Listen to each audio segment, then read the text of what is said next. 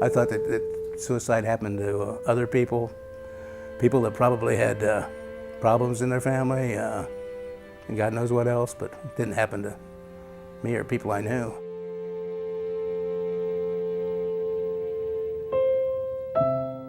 My name is Tova Black. Suicide prevention is important to me because without it, I wouldn't be here today. Well, at age 6, I first time tried to commit suicide. I had a sister that committed suicide in 1989. She was 14 years old and she hung herself. And when I was in group homes and foster care, a numerous amount of times I've tried to take my own life. And I think the impact of seeing how it affected our family even till this day has made me to be more of an advocate. I'm Peter Matson. I'm 18 years old, and I've tried to commit suicide several times, and Resiliency has helped me get through it. Resiliency is just everything that keeps you going. It's your parents, it's your hobbies, it's your safe place, it's your friends, it's whatever keeps you happy and whatever lets you go forward and bounce back from the problems. You just have to think about the good things in life and not so much on the bad.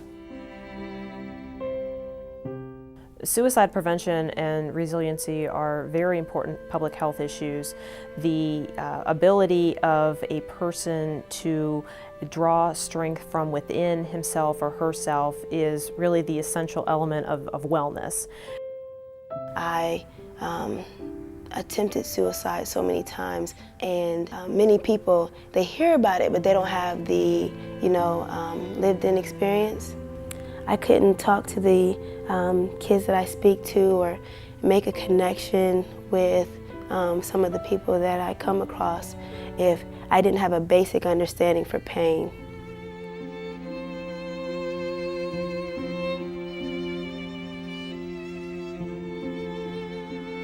My son Dean, he came home from school one day on a Friday and took a shotgun and killed himself. And it completely devastated our family. Today, I think he suffered from undiagnosed depression. I wish there had been some way we could have known about it. Today I know that there are many tools out there that we can use. Youth who struggle with depression or attempt suicide certainly do not have flawed characters. They might have a chemical imbalance, they might be suffering from depression, they might be suffering from other mental illness, all of which are treatable. They're brain diseases. These are not character flaws. These are youth that need help.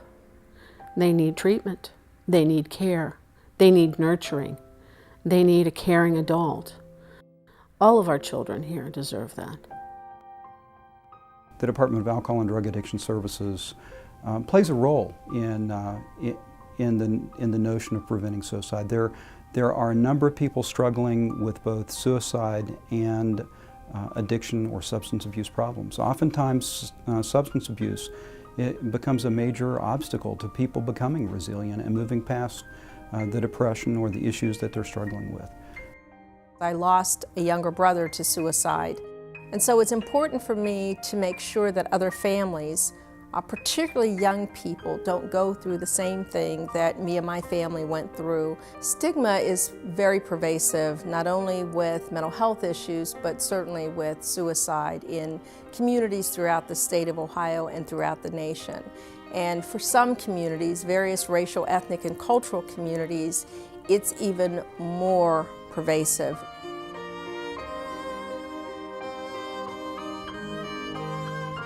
The effects of bullying on gay teens is very, very disturbing. It is for bullying to any teenager, but gay teens don't have the support and the allies that many other teenagers who are not gay would have.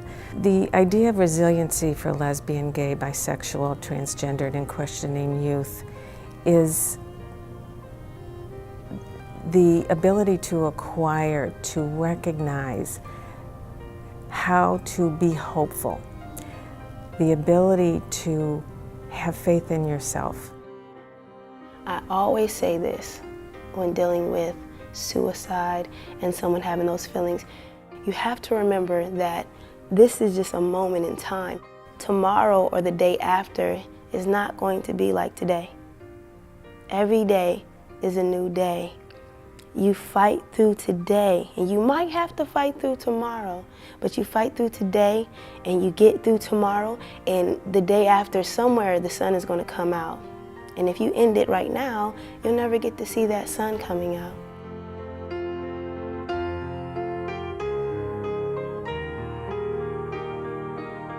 I think my message to youth that would be struggling or have thoughts of suicide would be, please find someone that you can trust, that you can talk to, because if you don't, the thoughts will manifest and you may actually act on them. You have to keep pushing. It gets hard, it gets frustrating, and sometimes you will feel hopeless, but the remedy is not to take your life. If you're thinking about telling someone, realize that they love you and they care about you and they want to help you. They don't think that you're stupid, they don't think that you're weak. They just want to help and make sure that you're okay. Because of suicide prevention, I'm able to enjoy my life. I have some ups and downs just like everyone else, but I'm very happy to say that I'm here today. There's joy in my life today. I would have to say that my life today has absolutely nothing to do with that life I had before Dean died. I would trade everything that I have today to go back to that, but I can't get that back.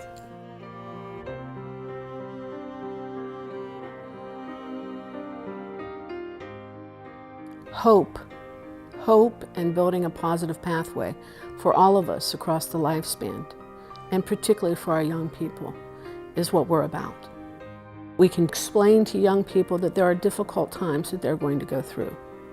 But if these difficult times and these tough, dark moods don't lift, that they need to feel comfortable in asking for help. And as adults, because we're all gatekeepers, keepers of each other, we have an opportunity to reach out to those who are suffering, as long as we understand the signs and symptoms. These aren't weak children. They're not throwaways.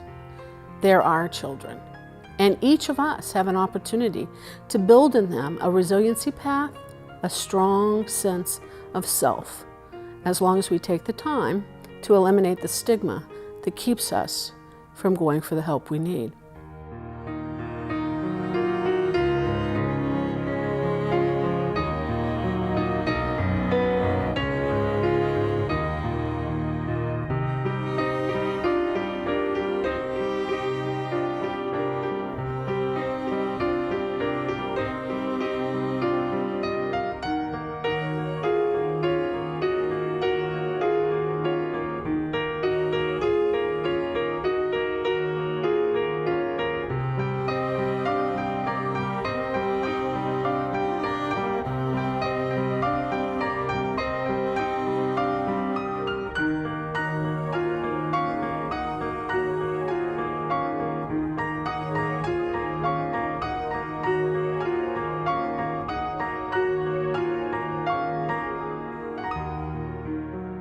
It's not enough for me to say it's going to get better.